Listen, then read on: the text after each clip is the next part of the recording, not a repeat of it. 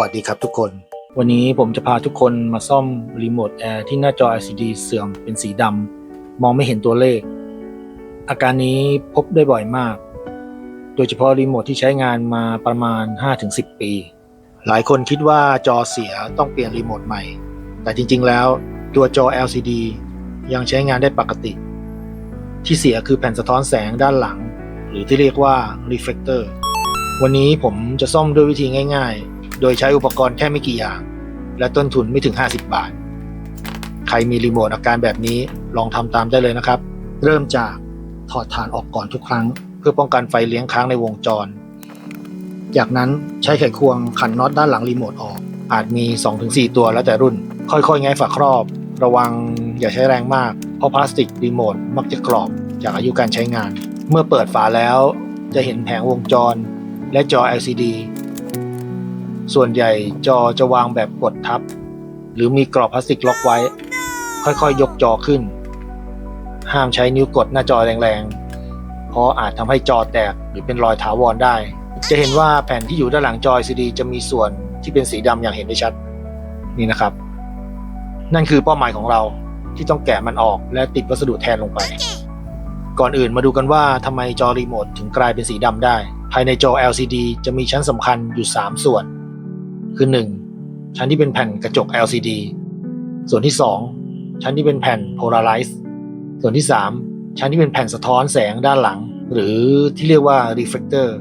ซึ่งมักจะเสื่อมเป็นสีดำเมื่อใช้งานไปนานๆโดยอาจจะเสื่อมจากความร้อนความชื้นและอายุการใช้งานซึ่งเป็นส่วนที่เราจะต้องเปลี่ยนออกนี่เองโดยเราจะใช้อลูมิเนียมเทปปิดลงไปแทนแผ่นสะท้อนเดิมนะครับคราวนี้เรากลับมาที่รีโมทแอร์ของเราส่วนที่เราเห็นนี้คือด้านหน้าของจอต้องดึงจอออกจากแผงวงจรก่อนแล้วพลิกไปด้านหลังแผ่นสะท้อนสีดำๆด่างๆที่เราเห็นนี้ให้เราค่อยๆลอกออกบางรุ่นจะลอกออกง่ายบางรุ่นอาจติดแน่นเล็กน้อยอาจใช้มีดช่วยในการลอกได้แต่ต้องระวังไม่ขูดแรงจนเกินไปจนไปทำลายแผ่นโพลาไรซ์ของหน้าจอที่อยู่ใต้แผ่นสะท้อนแสงนะครับเมื่อเราออกได้แล้วก็ต้องทำความสะอาดคราบกาวโดยอย่าใช้สารเคมีรุนแรงในการเช็ดออกเพราะอาจไปทำลายแผ่นโพลาไรซ์ได้โดยผมมีตัวทำละลายคราบเหนียวที่คิดว่าน่าจะมีในทุกบ้านไม่ทำลายพื้นผิวหน้าจอแน่นอนนั่นก็คือยาหม่องครับซึ่งยาหม่องมันสามารถละลายคราบยางเหนียวได้เพราะมันมีตัวทำละลายทั้งเมนทอลการาบูนน้ำมันยูคาลิปตัสแถมยังมีวัสลีนและพาราฟินที่เข้าไปแทรกซึมทำให้โครงสร้างกาวอ่อนตัวลงจนหลุดออกง่ายขึ้นอีกด้วยเราก็ทายาหม่องให้ทั่วและทิ้งไว้ประมาณ 2-3 นาทีแล้วค่อยๆเช็ดออกจนเห็นว่าคราบยางเหนียวออกหมดจนใสแล้วต่อไปก็เป็นขั้นตอนสำคัญแล้วครับ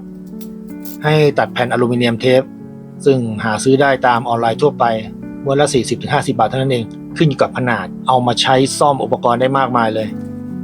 เราก็ตัดให้ขนาดใหญ่กว่าแผ่นหน้าจอเล็กน้อยเลือกส่วนของอลูมิเนียมเทปที่คิดว่าเรียบมากที่สุดเพื่อไม่ให้รอยยับมันไปแสดงบนหน้าจอจากนั้นก็ติดแผ่นอลูมิเนียมลงบนหน้าจอให้เรียบที่สุดแล้วตัดส่วนเกินออกเมื่อเรียบร้อยแล้วก็วางหน้าจอเข้ากับที่ช่องและประกอบฝารีโมทใส่ถ่านกลับเข้าไปลองกดรีโมทดูจะเห็นว่าตัวเลขเห็นชัดขึ้นแล้วพื้นหลังสว่างมองเห็นได้ชัดเจนกว่าก่อนซ่อมอย่างเห็นได้ชัดเดี๋ยวจะเปรียบเทียบภาพก่อนหลังให้ดูนะครับก็เสร็จแล้วนะครับการซ่อมหน้าจอ LCD ด้วยอลูมิเนียมเทปทำง่ายราคาถูกใช้งานได้ยาวๆเลยครับ